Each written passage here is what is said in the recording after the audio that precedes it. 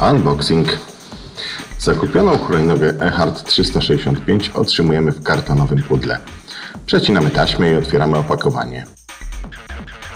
Wyciągamy zabezpieczenia spod kół i kolumny kierownicy.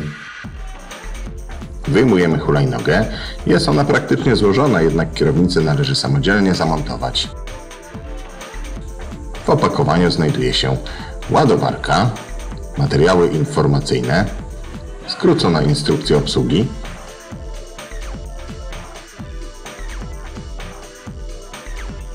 przejściówka do pompowania przedniego koła, 4 śrubki do przykręcenia kierownicy, podkładka amortyzująca kolumnę kierownicy, kluczyki ampulowe. Podkładkę amortyzującą możemy umieścić w zawiasie kolumny kierownicy, aby polepszyć komfort jazdy. W kolejnym filmie pokażemy, jak to zrobić. Zaczynamy składać hulajnogę. Zamykamy i zabezpieczamy zawias kolumny kierownicy. Podłączamy złączkę licznika. Uwaga!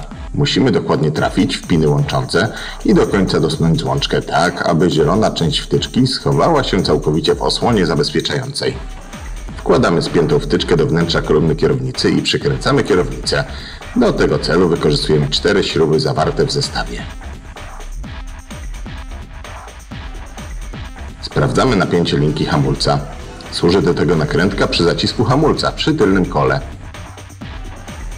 Hulajnogę można złożyć, w takim stanie można ją przenosić. Należy pamiętać, aby zapiąć uszko dzwonka o haczyk znajdujący się na tylnym błotniku. Po ponownym rozłożeniu należy zamknąć dźwignię zawiasu w górnej pozycji i zabezpieczyć pierścieniem obrotowym. Aby rozpocząć jazdę, należy jeszcze tylko sprawdzić ciśnienie w kołach. Powinno ono wynosić 3,5 bara dla przedniego koła i 4 bary dla tylnego.